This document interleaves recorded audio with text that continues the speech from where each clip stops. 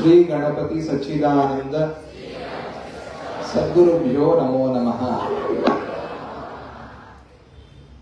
जय बोलो चिंदतनाथ स्वामी की जय, बोलो गायत्री मात को जय। चिंदतनाथ क्षेत्रम నాగావళి అద్భుతమైన ఒక కలయిక ఇది. ఇటువంటి మన క్షేత్రంలో ఈ సాయం సంధ్యా సమయంలో మనం అందరము కూడా చక్కగా ఇప్పటి వరకు భజనలు విన్నాం, నామ సంకీర్తన బాగా చేశారు. శ్రీకాకుళం అంటే నామార్చన నామ సంకీర్తన అని ఒక పేరు వచ్చేలాగా చేశారు, చాలా మంచిది.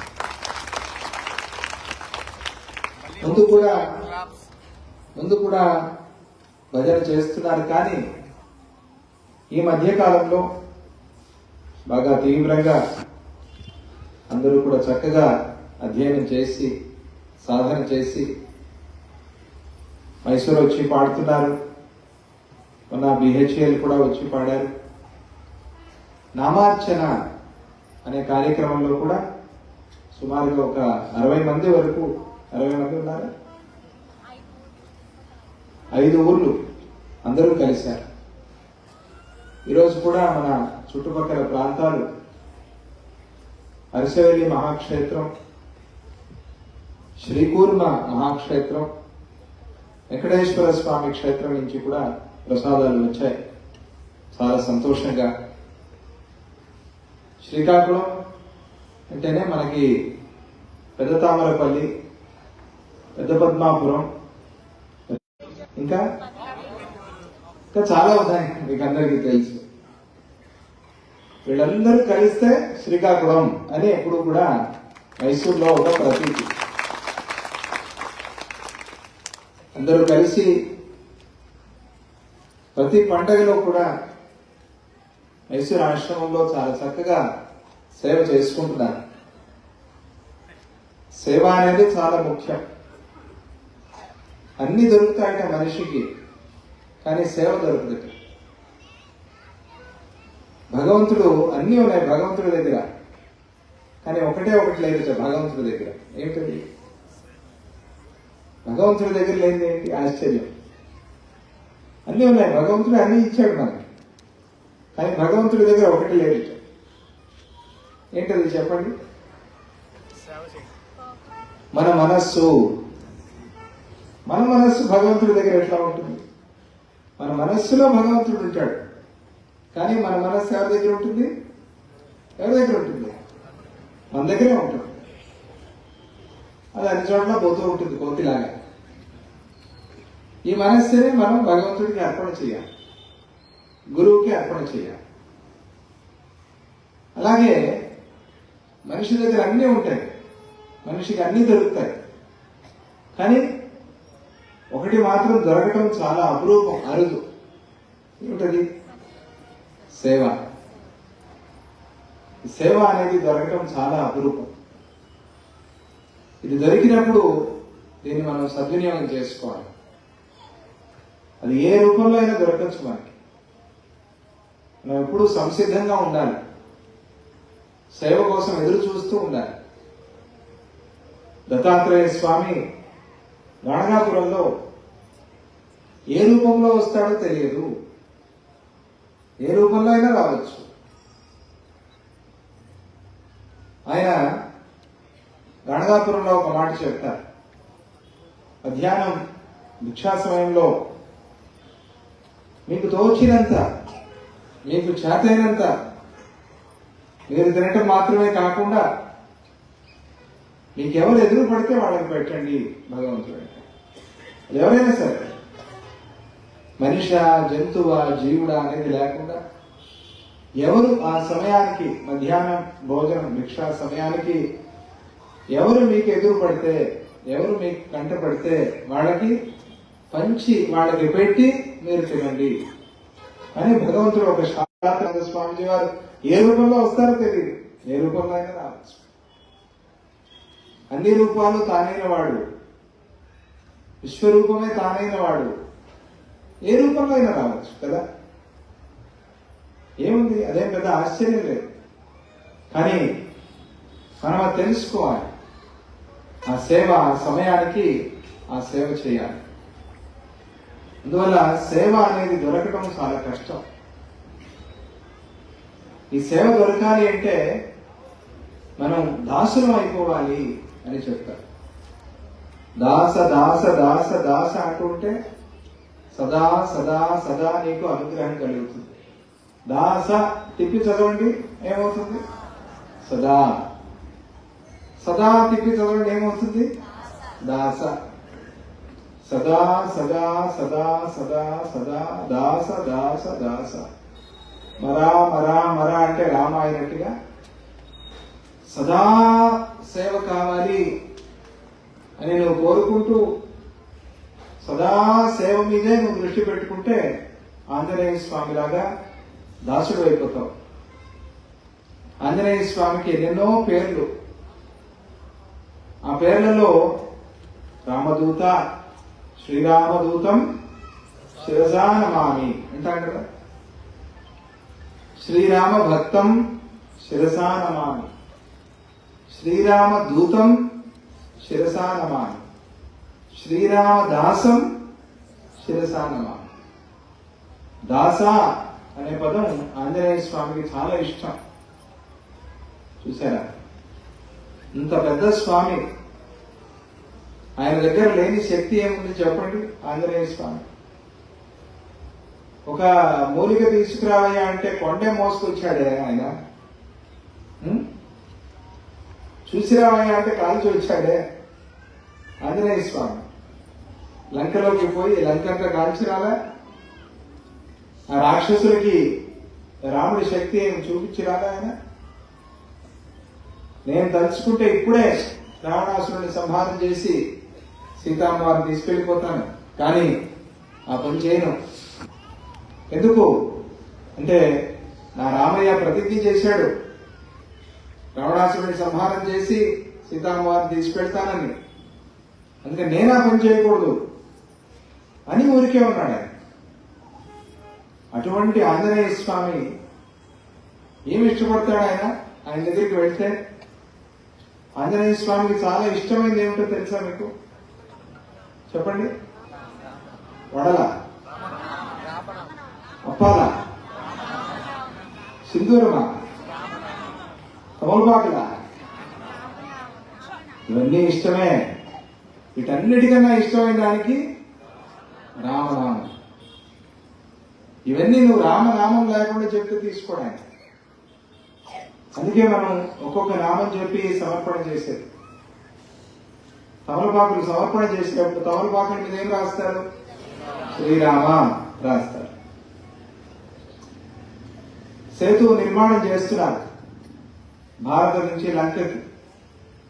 అన్ని రాళ్లు మునిగిపోతున్నాయి. ఎన్ని రాళ్లని నింపుతారు సముద్రంలో? పర్వతాలు తీసుకొచ్చి వేయాలి.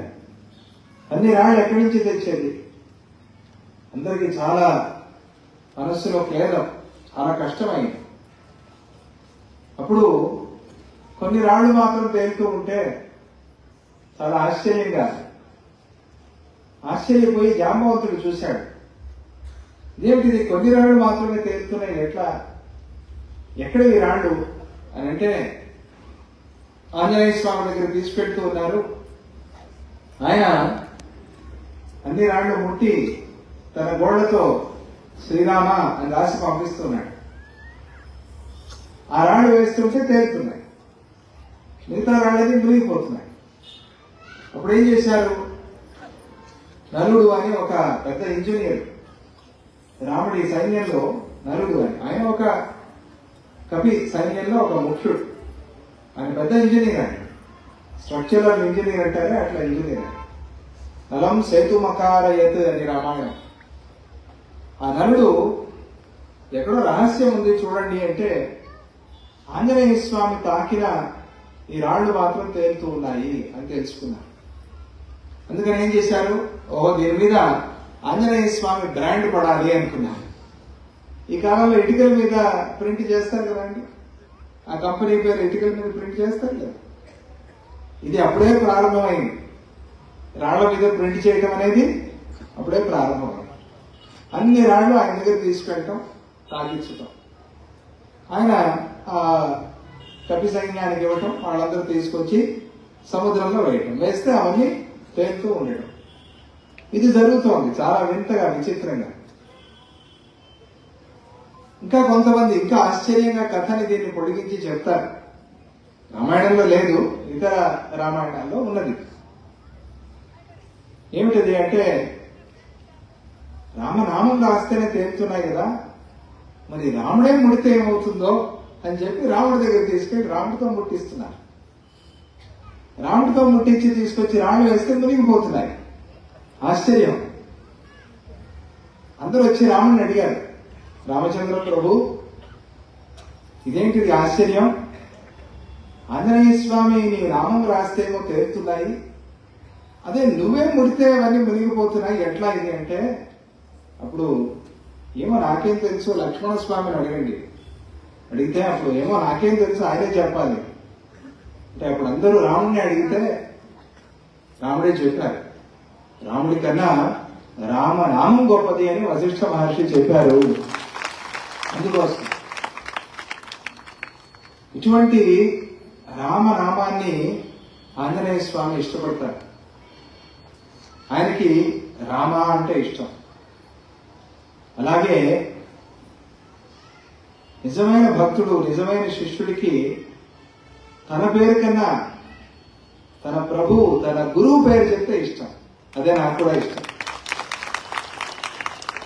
గురు కీర్తి, గురు మహిమ, గురు ప్రభావం చెప్తే చాలా ఇష్టం. అట్లా గురు కీర్తి మనం చెప్పుకోవాలి. ఆంజనేయ స్వామికి రామ అంటే ఇష్టం. ఆంజనేయుడి ముందు నిలబడి రామ అన్నారనుకోండి, ఆంజనేయ స్వామి మురిసిపోతాడు. ఆయనకు అదే మనం ఇవ్వాల్సింది భక్తిగా. ఎన్ని ఇచ్చినా కూడా మనకి ఫలం రాదు అంటే మనం రామనామాన్ని మర్చిపోయాము అని అర్థం. రామనామం సరిగ్గా మనం పట్టుకోలేదు అని అర్థం. రామనామం పట్టుకుంటే ఆంజనేయ స్వామి మనల్ని పట్టుకుంటాడు. ఆంజనేయ స్వామిని మనం పట్టుకోలేము. ఎందుకంటే గాలిని ఎక్కడ పట్టుకుంటాం? గాలిని ఎవరు పట్టుకోలేరు. గాలిని బంధిస్తామని మీరు ప్రయత్నం చేస్తే అది బద్దలు కొట్టుకుని బయటకు వస్తుంది గాలి, అవునా కదా? గాలిని బంధించలేము మీరు. ఒక గ్లాస్ బాక్స్ లో గాలిని వేసి బంధించాలనుకోండి, ఏమవుతుంది? ప్రెషర్కి పగిలిపోతుంది, ఉండలేదు. గాలిని బంధించలేము. ఆంజనేయ స్వామిని మనం పట్టుకోలేము. ఏం చేయాలంటే ఆయన మనల్ని పట్టుకునేలాగా చేయాలి కదా. ఇదొక రహస్యం, ఇదొక టెక్నిక్. ఇది ఏమిటో రహస్యం అంటే, మనం ఎప్పుడైతే రామనామం పట్టుకున్నామో అప్పుడు ఆంజనేయ స్వామి మనల్ని పట్టుకున్నాడు. మనం ఆంజనేయ స్వామిని పట్టుకునేం కాదు, ఆయన మనల్ని పట్టుకున్నాడు. ఆయన వచ్చి మన మనసులో కూర్చున్నాడు. అందుకనే నామ సంకీర్తన, నిరంతర స్మరణ. స్మరణ అనేది చాలా ముఖ్యం మనకి. మరణ భయం పోవాలంటే ఏం చేయాలి అంటే స్మరణం చేయాలి. లేకపోతే మరణ భయం, అందరికీ మృత్యు భయం అంటే చాలా ఎక్కువ ఉంటుంది కదా. చాలా ఘోరమైన భయం ఏది అంటే మరణ భయం, మృత్యు భయం. ఈ మరణ భయం పోవాలంటే ఏం చేయాలి? దానికి ఏమిటి మందు అంటే అక్కడే ఉంది. ఆ మరణానికి ముందు ఒక సకారం చేర్చండి. ఏమైంది? స్మరణం అయింది. అంతే. మరణం కాస్త స్మరణం అయింది.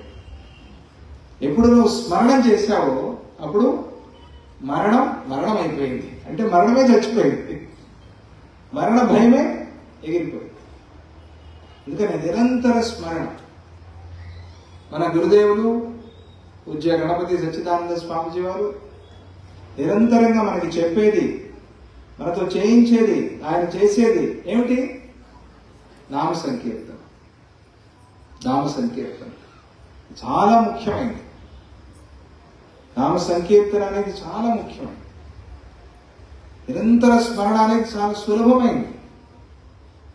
కూర్చున్నా, లేచినా, పశ్యన్, శృణ్వన్, స్పృశన్, జిఘ్రన్, అశ్నన్, గచ్చన్, నువ్వు ఏం చేస్తున్నా శ్వసన్న స్వపన్న ఏం చేస్తున్నా, ఉన్మిషన్న నిమిషన్న, నువ్వు కళ్ళు మూసినా కళ్ళు తెరిచినా, గాలి తీసుకున్నా గాలి విడిచిపెట్టినా, భోజనం చేసినా, నడుస్తున్నా కూర్చున్నా మాట్లాడుతున్నా నవ్వుతున్నా వింటున్నా, ఏం చేస్తున్నా సరే స్మరణ అనేది మాత్రం ఎప్పుడు విడిచిపెట్టదు. ఏదో ఒక నామం పెట్టుకో, నీకు ఇష్టమైన నామం ఏదైనా ఒక నామం. ఎంత సులభం, ఎక్కడైనా ఎప్పుడైనా ఎవరైనా స్మరణ అనేది చేయొచ్చు. జాతి మత కుల లింగ వివక్ష ఏమీ లేదు కదా. నీలోనే నీ గుండెలోనే గూడు కట్టుకుని, నీ గుండెలోనే గుడి కట్టుకుని అక్కడే నువ్వు స్వామిని ప్రతిష్ఠ చేసుకుంటే అక్కడికి రావద్దు, అక్కడికి పోవద్దు, అక్కడ పలకద్దు అని చెప్పేది ఎవరు ప్రపంచంలో ఎవరి తరము కాదు కదా. ఇంటిలాగే నువ్వు గుడి కట్టుకుని అయిపోయింది. ఆ గుళ్ళో కూర్చుని, ఆ మందిరం లోపల కూర్చుని నామస్మరణ చేయి. ఇప్పుడు నిరంతరం ఒక దీపం వెలుగుతూ ఉంటుంది, గుళ్ళో దీపం వెలుగుతూ ఉంటుంది, అఖండ జ్యోతి, అఖండ దీపం. తిరుపతిలో ఆ దీపం వెలిగించిన దీపం బ్రహ్మగారు వెలిగించిన దీపం అంటారు.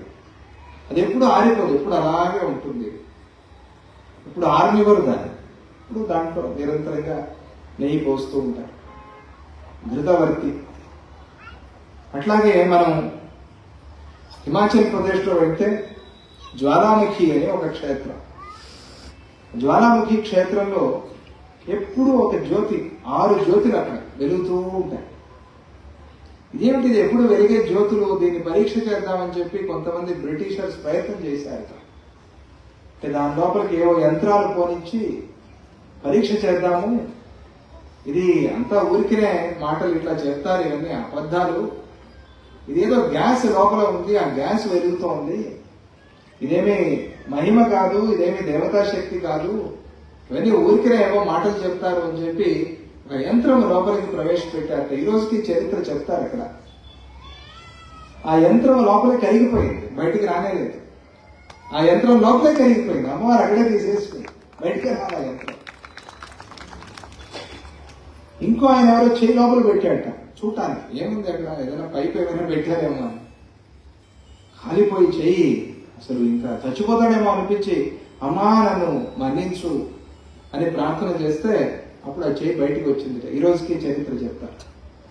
ఎప్పుడూ వెలుగుతూ ఉండే జ్యోతి అక్కడ, మీరు ఎవరైనా వెళ్ళి ఉంటే మీకు అనుభవం ఉంటుంది. ఆ జ్యోతి దగ్గరికి వెళ్ళి మీరు రాధేశ్యాం రాధేశ్యాం రాధేశ్యాం అని అంటే మీ ముందే నీకే తెలుస్తుంది, చెప్పమంటారు అక్కడ. ఒకసారి రాధేశ్యాం అంటే చిన్నగా వెలిగే జ్యోతి పెద్దగా వెలుగుతుంది. రాధేశ్యాం అంటే ఇట్లా వెలుగుతుంది, అంటే ఏదో నువ్వు పలుకుతూ ఉంటే అమ్మవారు వింటోంది, నీ నామాన్ని అమ్మవారు తీసుకుంది అన్నట్టుగా ఇట్లా ఒకసారి వెలుగుతుంది. రాధేశ్యాం రాధేశ్యాం. ఇది ఎక్కువ మంది ఉంటారు కాబట్టి అందరూ చెప్పలేరు. స్వామిజీ వారు మొన్న వెళ్ళారు, మన అయోధ్య తర్వాత. అప్పుడు అక్కడ అర్చకులందరూ చేరి స్వామిజీ మీరు ఒకసారి అనండి అన్నారు. కథ కూడా చెప్పారు స్వామిజీ అష్టాదశ శక్తి పీఠాల్లో. అప్పుడు స్వామిజీ వారి దగ్గరికి వెళ్ళి రాధేశ్యాం అన్నారు. అంటే ఒకసారి అట్లా వెలిగింది దీపం.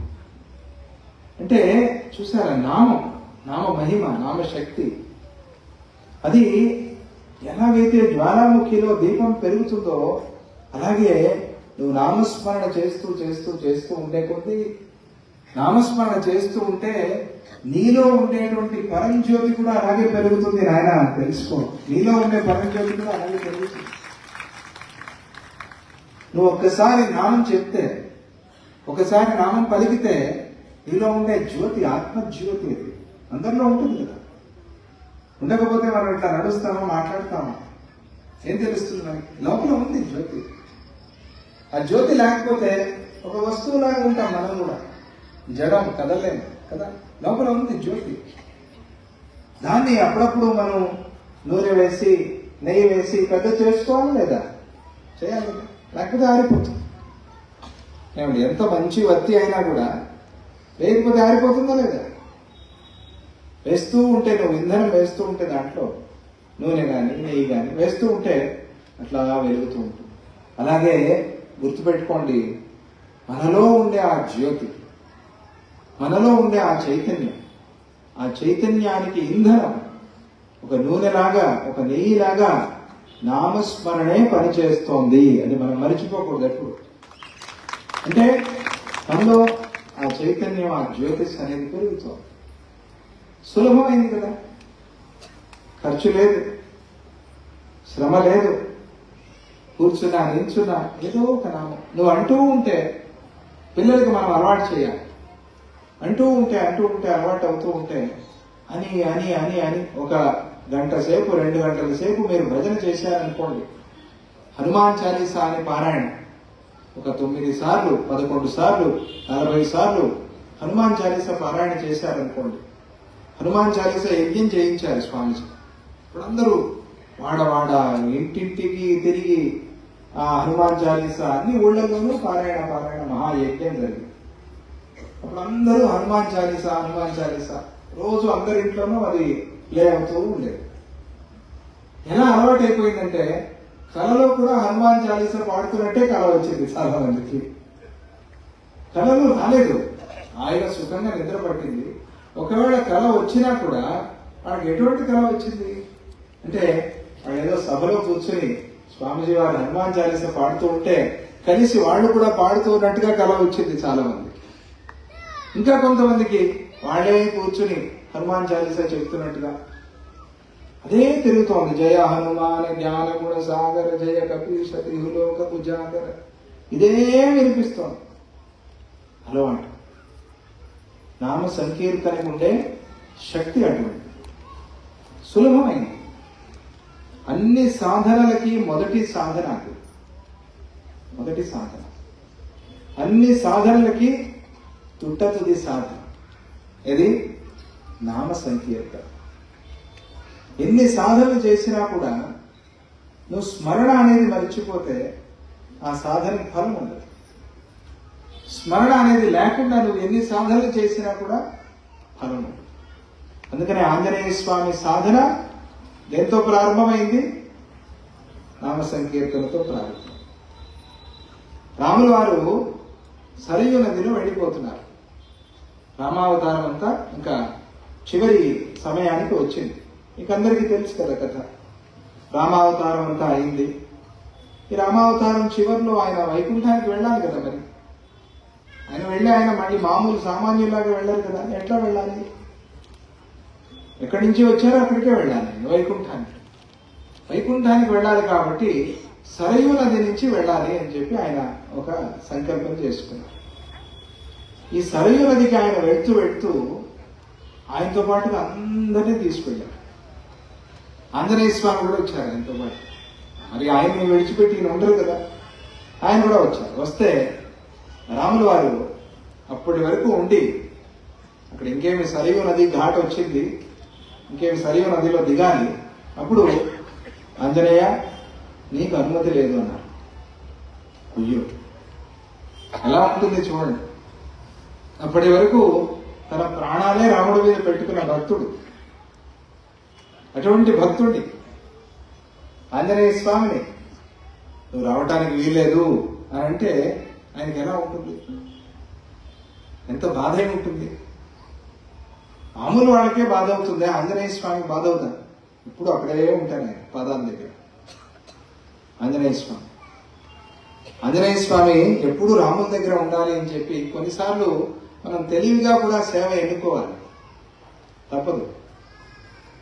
అందరూ ఒక్కొక్క సేవ అడిగారు, అన్ని సేవలు అయిపోయాయి, ఇంకా ఏ సేవ మిగలలేదు. ఆంజనేయ స్వామి చూసి రాముల వారు, ఆయన అన్ని సేవలు అయిపోయాయి, ఇంకా నీకు ఇవ్వడానికి ఏం సేవ బట్టి లేదు అని అంటే, లేదు స్వామి, ఒక సేవ మాత్రం మిగిలిపోయింది అన్నారు ఆంజనేయ స్వామి. ఏం సేవ అది తెలుసా? చాలా తెలివిగా అన్ని సేవలు మీరు ఇచ్చారు ప్రభు, కానీ ఒక సేవ మాత్రం మీరు మర్చిపోయారు, ఆ సేవ నాకు ఇప్పించండి. ఏమయ్యా ఆ సేవ అంటే, మీరు ఆవలించినప్పుడు చిటికలు వేయడానికి ఎవరు లేరు కదా, అన్నిటికీ ఉన్నారు, కానీ మీరు ఆలోచించినప్పుడు చిటికెలు వేసే సేవ నాకు ఇప్పించండి అన్నట్టు ఆంజనేయ స్వామి. చిటికెలు వేసే సేవ నాకు ఇప్పించండి అంటే రాములు వారు ఇదేం చిన్న సేవ కోరుతున్నాడు ఆంజనేయ స్వామి. సర్లే నాయన కాన్లే అన్నాడు. కాన్లే వెళ్ళిరా, నేను ఆవలించినప్పుడు చిటికలు వేస్తూ కానీ నేను ఎక్కడికి వెళ్ళను స్వామి, ఇక్కడే ఉంటాను నీ దగ్గర. ఇదేమయ్యా ఎట్లా అంటావంటే, మీరు మరి ఎప్పుడు ఆవలిస్తారో ఎవరికి తెలుసు? మీకు తెలుసా? నాకు తెలుసా? ఎప్పుడు ఆవలింత వస్తుంది ఎవరికి తెలుసు? తెలుస్తుందండి, చెప్పి వస్తుందా మనకి? ఎవరైనా పక్కన ఉంటే మనకి ఆవలింత వస్తుంది. ఎప్పుడు వస్తుందో ఎవరికి తెలియదు. ఆయన అట్లా తెలివిగా సేవ ఎన్నుకున్న ఆంజనేయ స్వామి అంటే ఎప్పుడూ రామస్మరణ, ఎప్పుడూ రాముడి పక్కన ఉండటమే, ఇంకా వేరే లేదు ఆయనకి, వేరే ఇష్టం లేదు. అటువంటి భక్తుడు ఆయన్ని వద్దు అంటే ఆయనకి ఎట్లా ఉండాలి మనస్సులో? చాలా కష్టమైంది ఆంజనేయ స్వామికి. ఏమి స్వామి నువ్వు వైకుంఠానికి వెళ్ళిపోతూ ఇంకా లేదు, ఇంకా రేపటి నుంచి ఈ రూపంలో రాముడిని చూడలేడు ఆంజనేయ స్వామి. అందుకని నేను నీతో వస్తానే అంటే నువ్వు వద్దంటావే, ఎట్లా ఇది అని అంటే, లేదు దీనికన్నా గొప్పది ఒకటి నీకు ఇస్తాను. ఏమిటది అంటే రామనామాన్ని నీకు ఇస్తాను. రాముడు చెప్పింది ఆంజనేయ స్వామికి ఈ మాట, రామనామాన్ని నీకు ఇస్తున్నాను, నిరంతరంగా రామనామ స్మరణ చేసేటువంటి భాగ్యాన్ని నీకు ఇస్తున్నాను అని చెప్పాడు రాముడు. ఇది మాత్రమే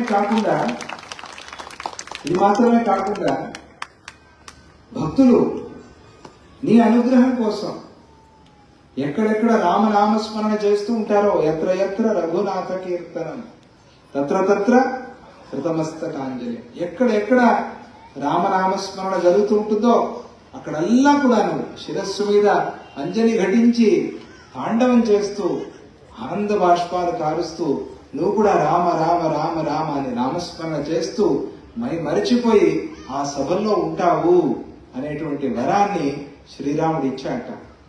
అందుకని ఈరోజు మన సభలో కూడా ఆంజనేయ స్వామి ఏ రూపంలో ఉన్నారో తెలియదు, ఏ రూపంలో ఉన్నారో తెలియదు.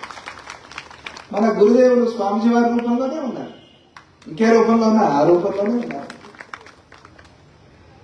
ఈ అనుగ్రహం ఎప్పుడైతే శ్రీరాముడు కలిగించాడో ఆంజనేయ స్వామికి, అప్పుడు ఆయన ఒప్పుకున్నారు. అయితే సరే, ఎప్పుడు నామ రూపంలో రాముడు నీతో ఉంటాను అని చెప్పాడు కదా, కాబట్టి అయితే సరే స్వామి నేను ఉంటాను, నిరంతరంగా గంధమాదన పర్వతంలో రామ రామ రామ రామ రామనామస్మరణ చేస్తూ ఉంటాను.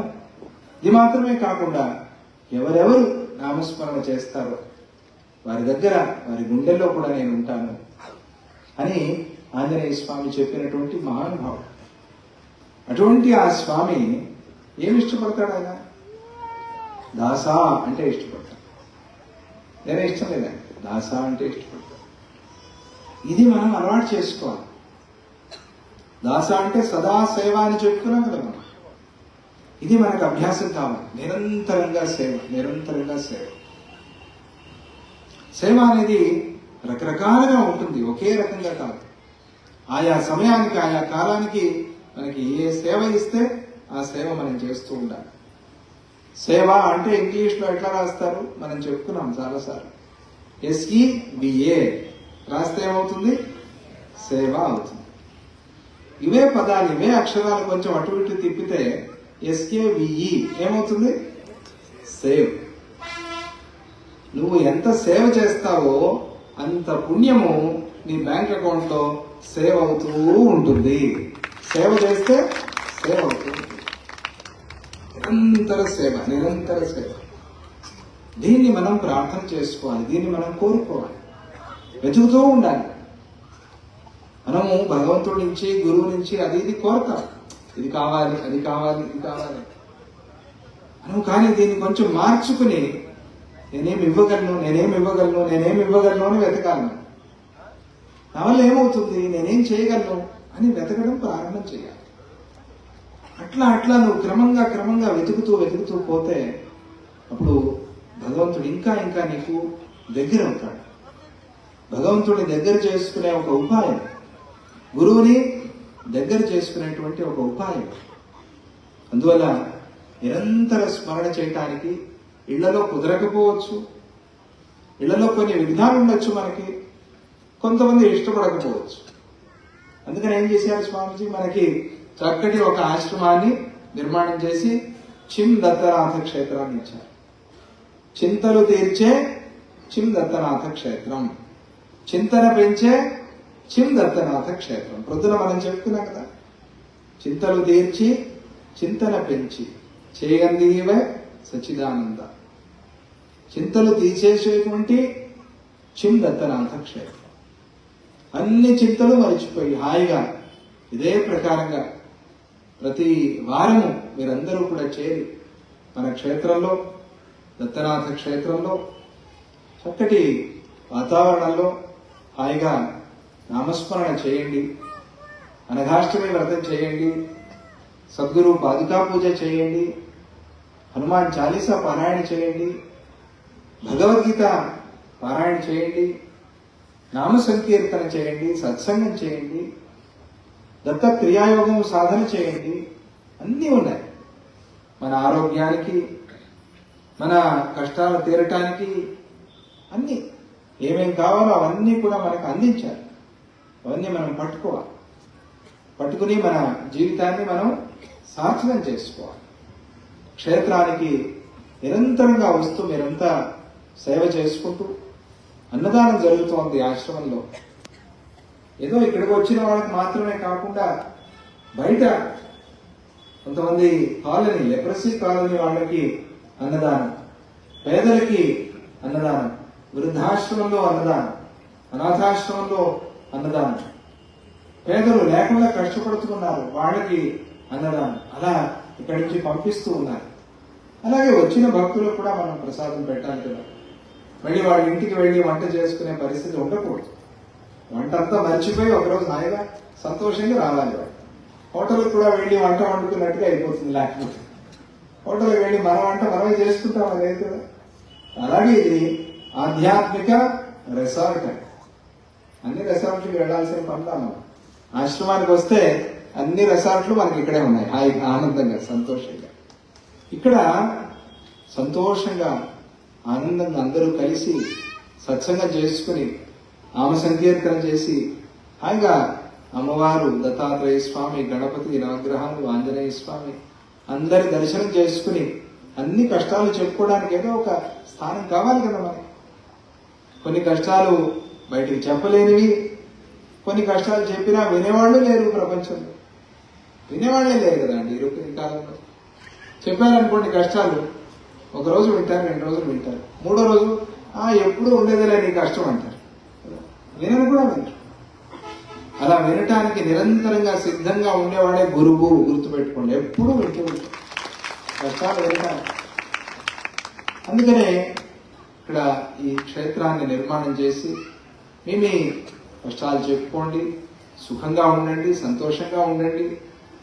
అలాగే మన వంతు సేవ మనం సమాజానికి, మన దేశానికి మనం చేయాలి అనే ఒక గుర్తు చేస్తూ, ఎందుకు మనం ఆరోగ్యాన్ని ప్రార్థన చేయాలి, ఎందుకు సంపద కోరుకోవాలి, సుఖించటానికే, హాయిగా భోగంగా ఉండటానికే కాదే.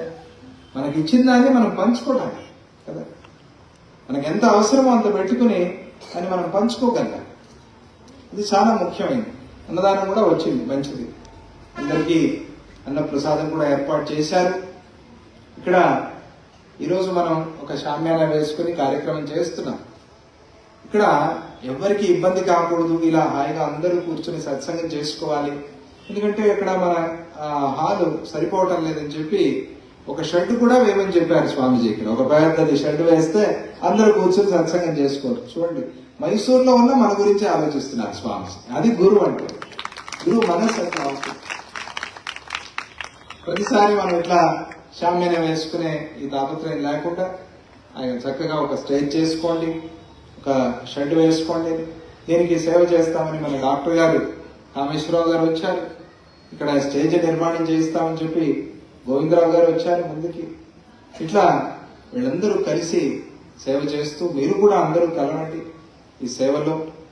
ఆశ్రమంలో మెయింటెనెన్స్కి సేవ చేస్తున్న వాళ్ళు ఈరోజు ఉన్నారు. మన వాసుదేవరావు గారు చెప్పినట్టుగా మీరందరూ కూడా ఆశ్రమం గురించి, ఆశ్రమంలో జరిగే కార్యక్రమాల గురించి బాగా తెలుసుకుని అన్ని కార్యక్రమాల్లోనూ పాల్పంచుకోండి.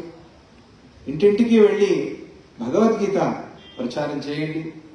ఇంటింటికి వెళ్ళి నామస్మరణ ప్రచారం చేయండి. మనం ఒకచోట కూర్చుని అయ్యో మన ధర్మం ఇట్లా అయిపోతుందే అని బాధపడితే ప్రయోజనం లేదు. మనం దిగాలి. మనం ఏది కోరుకుంటున్నామో ఆ మార్పు రావడానికి మనం దిగాలి కదా. మనం ఏం చేయకుండా అయ్యో నా వల్ల ఏమవుతుంది, నీ పక్క ఉండే వాళ్ళకైనా చెప్పచ్చు కదా, నీ పక్కింటి వాళ్ళకైనా చెప్పచ్చు కదా. నా వల్ల ఏమవుతుంది అని అంటున్నావే, నీ వల్ల ఏమవుతుందో ఒకసారి ఆలోచించుకో. నీ శక్తి నీకు తెలుస్తుంది. లేదు నీకేమి శక్తి లేదని కంప్లైంట్ చేస్తున్నావు, నువ్వు దిగు, ఒక అడుగు వేయి. నీతో 100 అడుగులు నడిపించే బాధ్యత గురువుది. మర్చిపో. నువ్వు నడువు, ప్రారంభం చేయి, ప్రయత్నం చేయి. నా వల్ల ఏమవుతుంది అంటే చేతికి కత్తి ఇచ్చి నువ్వు ఊరికే కత్తి పట్టుకోరా నేను గెలిపిస్తాను అని అంటే కూడా ఒక నమ్మలేదు. సుదర్శనుడు అని చెప్పి కథలు, అమ్మవారి కథలు. అరే నువ్వు ఊరికే కత్తి పట్టుకో నేను గెలిపిస్తానంటే, లేదు నేను ఈ కత్తి కూడా పట్టుకోలేనంటే అయితే పో నీ ఇష్టం. కత్తి పట్టుకోలేవా అంటే ఊరికి ఏం చేయదు, నువ్వు కత్తి పట్టుకో అంతే, మిగతా నేను చూసుకుంటానని అమ్మవారు. నమ్మకం లేదు. అలా ఉండకూడదు. మనం ఒక అడుగు వేయి, నడిపిస్తారు, గెలిపిస్తారు, నీ ప్రయాణం పూర్తి చేయిస్తారు. ఆ విశ్వాసం మనకి మనస్సులో ఉండాలి. అదే మనల్ని నడిపించారు. ఆ నమ్మకం, ఆ విశ్వాసం, ఆ నమ్మకంతో మీరందరూ కూడా బాగా సాధన చేయండి, బాగా సేవ చేయండి. అపురూపమైన జన్మ, మనుష్య జన్మ అనేది ఊరికే వచ్చేది కాదు. మనకి వచ్చేది కాబట్టి విలువ తెలియకపోవచ్చు, కానీ అపురూపం. 84 లక్షల జీవరాశి ప్రపంచంలో. ఎన్ని లక్షలు? 84 లక్షలు. దానిలో మళ్ళీ వేరే మొగ, ఆడ ఇవన్నీ మళ్ళీ ఉన్నాయి దాంట్లో కూడా. ఆ రకంగా చూస్తే ఎన్ని లక్షల జన్మల తర్వాత మనకి మనుష్య జన్మ వచ్చింది తెలుసా?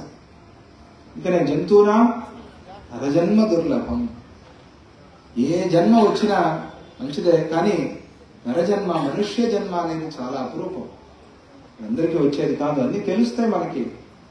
ఇంకొకరికి సహాయం చేసే శక్తి మన దగ్గర ఉంటుంది. మన సాధన, ఆత్మోన్నతి కోసం మనం సాధన చేసుకునే శక్తి మన దగ్గర ఉంటుంది. అందరికీ లేదు కదా. అటువంటి శక్తిని భగవంతుడు మనకి మనుష్య జన్మనిచ్చి ఇచ్చాడు. ఉపయోగించుకోవాలి, దాన్ని వ్యర్థం చేసుకోకూడదు. ఎందుకంటే మంచి అవకాశం మనకి, సాధనకి, సేవకి మంచి అవకాశం. అందరికీ మళ్ళీ రాదు. ఎవరికి గురువు దొరుకుతారో వారికే సాధన సేవ, లేకపోతే తెలియదు. అది కూడా మనుష్య జన్మ అంటే ఎందుకంటే చాలా మంది ఏం లేదు, హాయిగా మనం సంపాదించుకోవచ్చు, హాయిగా సుఖించవచ్చు, దీనికోసమే మనుష్య జన్మ అని చాలా మంది అనుకుంటారు మనస్సులో. అట్లే అనిపిస్తుంది, కానీ అందుకోసం కాదు. సాధన కోసం, సేవ కోసం. అది మనకి గుర్తు చేసి ఆ మార్గంలో పూజ్య గురుదేవులు నడిపిస్తూ ఉన్నారు. మీరందరూ కూడా మైసూరుకి వచ్చారు, ఇక్కడ కూడా సేవ చేసుకుంటున్నారు. ఇంకా బాగా సేవ చేయండి.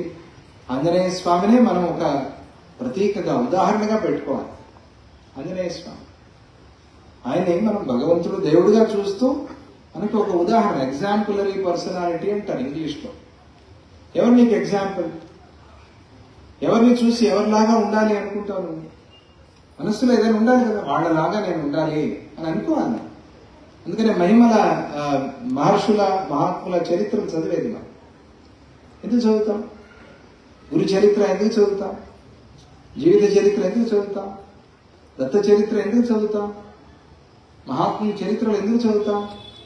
వాళ్ళ సాధన అంతా మనం విని ఆ రకమైన సాధన చేయాలని బుద్ధి పుడుతుంది మనకి కదా. మరి అట్లా ఎవరిని నువ్వు ఉదాహరణగా పెట్టుకుంటావు అంటే, భక్తుడైన వాడు, సాధకుడైన వాడు ఆంజనేయ స్వామిని పెట్టుకోవాలి. ఆ ప్రకారంగా ఉండాలి. ఎంత ఎదిగినా ఒదిగి ఉండేది ఆంజనేయ స్వామి. ఎంత ఎత్తుకు వెళ్ళాడు ఆంజనేయ స్వామి, అంతే సూక్ష్మంగా ఉన్నాడు కదా. అటువంటి ఆంజనేయ స్వామిని మనం ఉదాహరణగా పెట్టుకుని ఇంకా ఇంకా ఇంకా ఇంకా బాగా సేవ చేస్తే, ఎంతో చేశాను సేవ అని అనుకోకూడదు. ఎప్పుడు ఏమనుకోవాలి? సింధు అంత ఉంది సేవ. నేను ఎంత చేశాను? బిందు అంత చేశాను. ఎంత చేసినా కూడా మనస్సులో ఏమనుకోవాలి? చేయటానికి సింధు అంత ఉంది, సముద్రం అంత ఉంది. నేను చేసింది ఎంత? ఒక బిందు అంత, అంతే, ఒక నీటి చుక్క. ఎంత చేసినా కూడా మనకి అంతే, నేను చేసింది అంతే కదా. ఎప్పటి నుంచి వచ్చింది ఈ సృష్టి?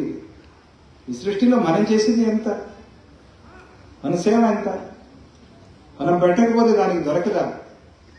చుటుకు సాహిత్యంలో స్వామిజీ వారు ఒక మాట అంటారు, రాయి కింద ఉండే కప్పకి ఆహారం పెట్టింది ఎవరు? ఎవరు పెట్టారు? మనం పెట్టామా? అది కూడా ఏమీ ప్రయత్నం చేయలే, దాని దగ్గరికి ఆహారం వెళ్ళిపోయింది. ఎట్లా? అది ఆశ్చర్యం. అంతే, అది భగవత్ సంకల్పం. ఎప్పుడు మనం అట్లా అనుకోకూడదు. ఒకటి అనుకోవచ్చు మనం, ఏమిటి? నాకు ఈ అవకాశం ఇచ్చావు, సంతోషం, ధన్యవాదాలు. నాకు ఈ అవకాశం ఇచ్చావు, వారు ఆకలితో ఉండే వాళ్ళకి పెట్టే అవకాశం నాకు ఇచ్చావు, ఈ సేవ చేసే అవకాశం నాకు ఇచ్చావు. ఈ అవకాశం ఇచ్చినందుకు నీకు ధన్యవాదాలు, థ్యాంక్స్. ఆ కృతజ్ఞత అనేది ఉండాలి మనసు. అంతవరకు మాత్రమే, ఇంకా దానికన్నా పైన మనం వెళ్ళకూడదు. వెళ్ళి నేనే చేశాను అహంకారం ఎప్పటికీ ఉండకూడదు. అది రాకుండా చూసుకోండి. రెండే రెండు దోషాలు మనిషికి, రెండే రెండు మనల్ని లాగేసేది. ఏమిటవి? అహంకారం, మమకారం. అహంకారం, మమకారం రెండు వస్తే పడిపోతాం. అవి రెండు వచ్చాయంటే పడిపోయామని అర్థం. ఆ సందర్భంలో వేరే చోట నువ్వు బాగుండొచ్చు, కానీ ఎక్కడ నీకు అహంకారం, మమకారాలు వచ్చాయో అక్కడ ఆ క్షణంలో పడిపోతావు. మళ్ళీ లేస్తావు, అదే వేరే విషయం. కానీ అట్లా పడకూడదు. అందుకని అది ఎప్పుడు రాకూడదు అంటే నిరంతర స్మరణ, నిరంతర స్మరణ. ఆ స్మరణ చేయటం అనేది అభ్యాసం పెట్టుకోండి. పిల్లలకి అలవాటు చేయండి, మంత్రం చేయండి. ఉపదేశమైన వాళ్ళు మంత్రజపం చేయండి, ఎప్పటికీ మానద్దు. ఉపదేశం తీసుకున్న మంత్రం ఎప్పటికీ మర్చిపోకూడదు. మనం నిరంతరంగా మంత్రం చేయాలి.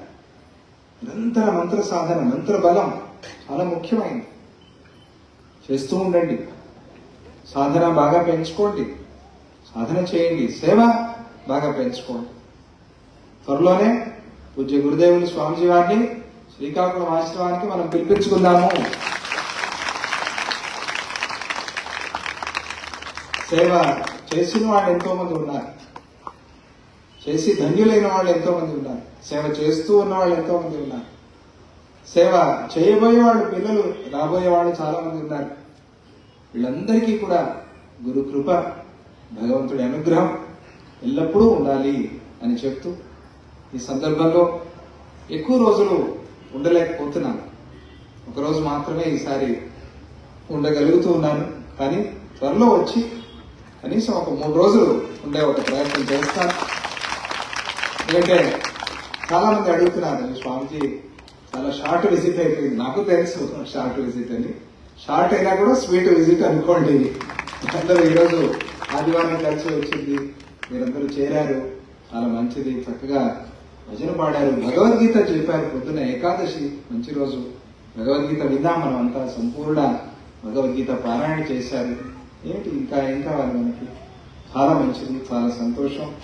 ఇప్పుడు అందరూ ఒకసారి హనుమాన్ హారతి, కరుణ కిరణ కాంతి మారుతి వచ్చు కదమ్మా. ఒకసారి అందరూ హనుమాన్ హారతి, అక్కడ స్వామి కూడా హారతి జరుగుతుంది. 22వ తారీఖు ఏమిటి ఆ రోజు? అయోధ్య రామ మందిర ప్రతిష్ట అవుతాం. ఆ రోజు కూడా మీరందరూ ఇక్కడ చేరి, మైసూరులో స్వామిజీ వారు రామ పట్టాభిషేకం చేయమని చెప్పారు. అలాగే శతశ్లోకి పారాయణ, అది మనందరికీ చాలా సంతోషదాయకమైన ఒక రోజు. రామ మందిరం నిర్మాణం అవుతోంది. రామరాజ్యం మళ్ళీ రావాలని చెప్పి. రామరాజ్యం అంటే ఏంటి? ఏం చెప్పండి? రామరాజ్యం అంటే ధర్మరాజ్యం, ధర్మం.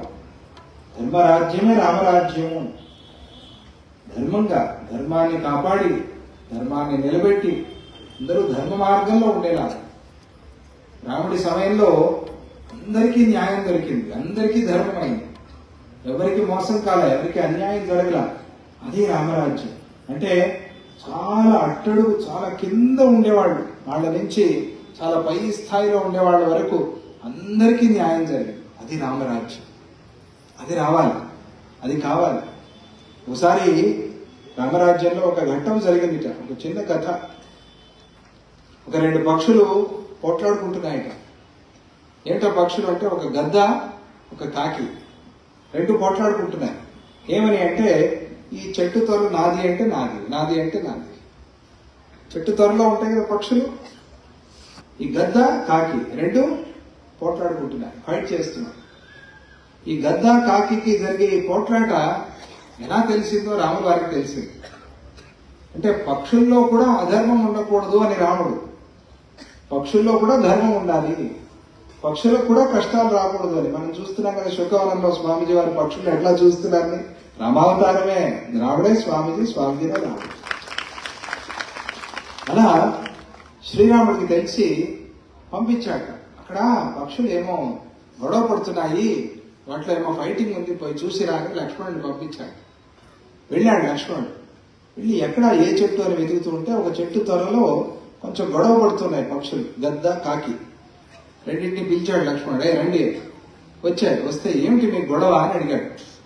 అడిగితే ఏం లేదు, నా త్వర అని 2 మేము పోట్లాడుకుంటున్నాము అని అంటే, గద్దను అడిగాట, నీ త్వర నువ్వు ఎట్లా అంటావు అంటే, ఇది నా త్వర కాక ఇంకెవరు త్వర అవుతుంది స్వామి, ఇది మా తాతలు, మా ముత్తాతలు, మా నాన్నలు అందరు ఇక్కడే ఉన్నారు, తర్వాత నేను వచ్చి ఉన్నాను ఇక్కడ, కాబట్టి ఇది మాది, మా త్వర, మేమంతా గద్దలం ఇక్కడే బతుకుతాము అని చెప్పింది గద్ద. కాకిని అడిగాట, మరి నువ్వు నాది అంటావే నువ్వెట్లా అని అంటే, అప్పుడు కాకి చెప్పిందిట, ఈ గద్ద ఏమో మా ముత్తాతల నుంచి చెప్పింది, నేను సృష్టి అప్పటి నుంచి ఇక్కడే ఉన్నాను నేను అని చెప్పింది. కాకి ఏం చెప్పింది, సృష్టి అయినప్పటి నుంచి నేను ఇక్కడే ఉన్నాను, మా వంశం అంతా ఇక్కడే బతికింది, ఇక్కడే ఉంది, కాబట్టి ఈ త్వర మాది, కాకులది, కాకులే ఇక్కడ ఉండాలి అని కాకులు చెప్పాడు. చెప్తే అప్పుడు దీన్ని రాముల వారి దగ్గర తీసుకొచ్చారు. గొడవ, కాకి గద్ద గొడవ. లక్ష్మణుడు తీసుకొచ్చాడు. రామచంద్ర ప్రభు, అన్నయ్య ఇది వాటి గొడవ, ఈ గద్దకి కాకి, గద్ద ఏమో నాదంటుంది, కాకేమో నాదంటుంది, ఎట్లా పరిష్కారం చేస్తావో చెయ్యి అని చెప్పారు. రాముడు ఏం చేయాలి ఆలోచన చేశాడు. ఎలా పరిష్కారం చేయాలి దీన్ని ఆలోచన చేశాడు. చేసి చాలా తెలివి కూడా కావాలి మనకి. రాజ్యం పరిపాలన అంటే తెలివి కావాలి, దయ కావాలి, తెలివి కావాలి కదా, లేకపోతే మోసపోతాం. అందుకనే ఈ వృక్షశాస్త్రం తెలిసిన వాళ్ళని పండితుల్ని పిలిచాడు శ్రీరాముడు. పిలిచి బొటానికల్ సైన్స్ ఉంది కదా, దాన్ని పిలిచి ఆ వృక్షశాస్త్రం తెలిసిన పండితులకి, మీరు పోయి ఈ వృక్షాన్ని పరీక్ష చేయండి, ఇది ఎప్పటి నుంచి ఉంది ఈ వృక్షం, దీని వయస్సు ఎంత అని మీరు కనిపెట్టండి అంటే, ఈ వృక్షశాస్త్రం తెలిసిన వాళ్ళు దాని నుంచి కొమ్మలు, రెమ్మలు, ఆకులు, దాని వేర్లు కొంచెం అట్లా తీసుకుని పరీక్ష చేశారు. ఆ వృక్షానికి DNA ఉంటుంది, పరీక్ష చేశారు. చేసి చెప్పాక, ఈ వృక్షం ఒక 300-400 సంవత్సరాల నుంచి ఉండొచ్చు అని నాకు అనిపిస్తోంది, అంతకన్నా ఎక్కువ వయస్సు దీనికి లేదు అని వాళ్ళందరూ చెప్పారు. అప్పుడు రాముడు గద్దని పిలిచి, గద్ద, ఈ వృక్షపు త్వర నీదే, నువ్వే ఇంక మీద ఇక్కడ ఉంటావు, కాకి ఉండదు అని చెప్పాడు. చెబితే ఆ కాకులంతా గొడవ పెట్టాడు. స్వామి అట్లా చెప్తావు, మేము సృష్టి అప్పటి నుంచి ఉన్నాం. అరే, చెట్టు పుట్టే 300 సంవత్సరాలు కాలేదు, మీరేమో సృష్టి అప్పటి నుంచి మేము ఉన్నామంటే మీ మాట నేను నమ్మాలా? మీరు మోసం చేస్తున్నారు, మీరు అబద్ధం చెప్తున్నారు, కాబట్టి మీది కానిది గద్దలదే అని ధర్మాన్ని, న్యాయాన్ని శ్రీరాముడు చెప్పాడు. అది రామరాజ్యం అంటే, అది ధర్మరాజ్యం అంటే, అది న్యాయరాజ్యం. ఆ రకమైన రాజ్యం రావాలంటే ఎవ్వరికీ అన్యాయం కాకూడదు, లోకంలో అధర్మం అనేది ఉండకూడదు. అది రామరాజ్యం. అది వస్తోంది, అది రావాలి అని మనం సంతోషపడాలి. అందుకనే 22వ తారీఖు మీరందరూ కూడా రామనామ స్మరణ చేయండి. శ్రీరామ జయ రామ జయ జయ రామ, శ్రీరామ రామ రామేతి రమే రామే మనోరమే, సహస్రనామ తత్తుల్యం రామనామ వరాననే. శ్రీరామ రామ రామ అంటే చాలు. రాముడి భజనలు ఎన్నో ఇచ్చారు స్వామిజీ వారు, ఆ భజనలన్నీ పాడండి. శతశ్లోకి రామాయణం పారాయణ చేయండి ఆ రోజు. అలాగే ఆంజనేయ స్వామికి విశేషమైన అర్చన చేసుకోండి. ఆ 22వ తారీఖు మైసూరులో జరిగే కార్యక్రమాలు కూడా మీకు లైవ్లో వస్తాయి, అందరూ చూసుకోండి. అక్కడ మైసూర్లో రాజరాజేశ్వరి అమ్మవారి ప్రతిష్ట, శ్రీహరి సన్నిధి ప్రతిష్ట అయ్యి ఇప్పుడు మండల పూజ చేస్తున్నారు స్వామిజీ వారు. అందరూ వచ్చి అక్కడ అమ్మవారి శ్రీహరి సన్నిధి దర్శనం చేసుకోండి. మీకందరికీ శుభం. ఈ సంవత్సరం ప్రారంభమైంది, అప్పుడే వారం రోజులు అయిపోయాయి 2024.